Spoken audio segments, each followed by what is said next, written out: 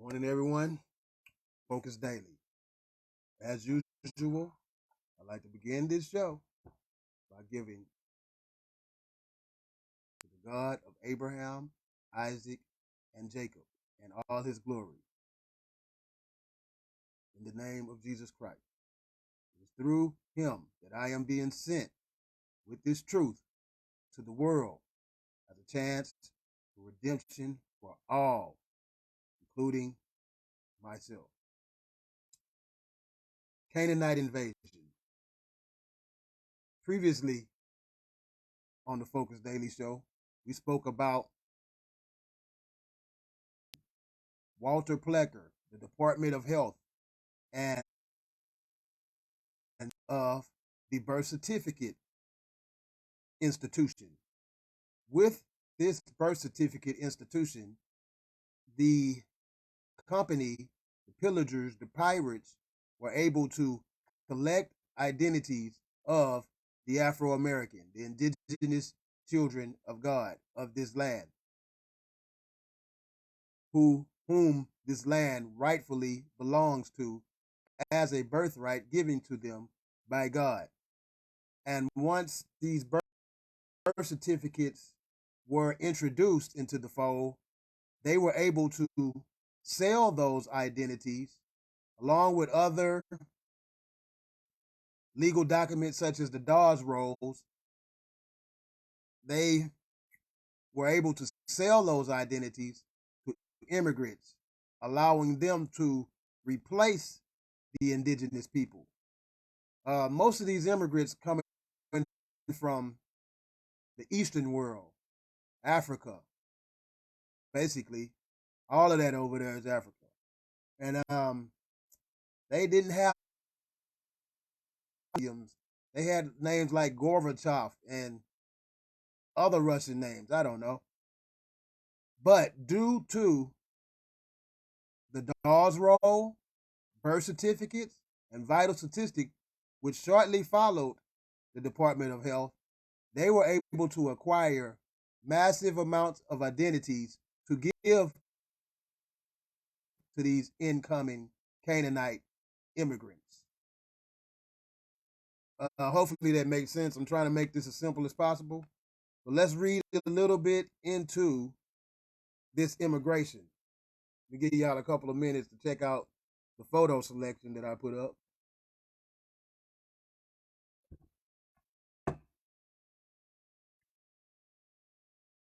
So basically, folks, in order for these immigrants to officially obtain the benefits, the glory, and the blessing of the Afro-Americans, they needed to steal their identity.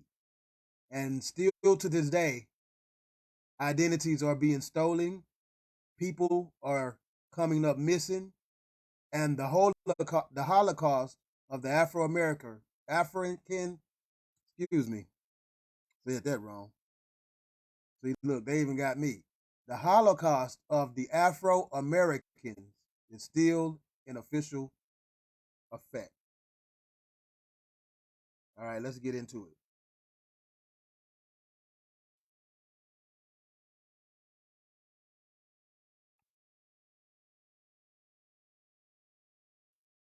All right, a little bit on stolen identities.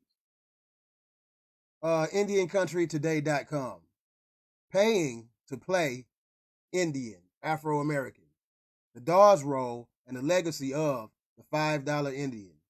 Paying a commissioner $5 could get an opportunistic white person on the Dawes roll 125 years ago, which still causes problems for tribes, 12 tribes today. It may be fashionable to play Indian now, but it was also trendy 125 years ago when people paid $5 apiece for falsified documents declaring them native on the Dawes roll, native to these Americans, to this America, native to this land, the birthright giving to to Afro-Americans by God. These so-called $5 Indians, enemies, Indians, paid government agents under the table in order to reap the benefits that came from having Indian blood. Mainly white men with an appetite for land. $5 Indians paid to register on the Dawes Roll, earning fraudulent enrollment in tribes along with benefits inherited by generations to come. That's it for that. So they stole our identities. They replaced us with them. Now they walk around with names like Johnsons and Williams, even though their name should be Gorbachev or whatever. I don't know. Let's get a little bit into this immigration now. Now that we got the idea. After the Depression, immigration in the early 1900s. This is eyewitnesshistory.com. After the Depression of the 1890s, immigration jumped from a low 3.5 million in that decade to a high of 9 million in the first decade of the new century. Immigrants from Northern and Western Europe continued coming, Africa, as they had for 3 centuries. Asiatics, all of that over there. All of that over there is basically Africa. Due to illustration and misleading history, we classify it as different countries or territories when it's really just all one big plot of land. Okay? Immigrants from Northern and Western Europe continued coming as they had for 3 centuries, but in decreasing numbers.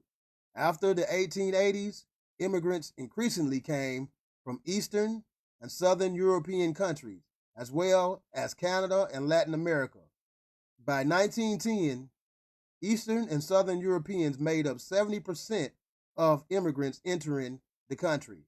After 1914, immigration dropped off because of the war and later because of immigration restrictions imposed in the 1920s. Okay. A mass flood of immigration, stolen identities, Afro-American Holocaust. All these charges are being laid out against the federal government of the United States of America. We will continue with more. But until next time, Focus Daily, y'all.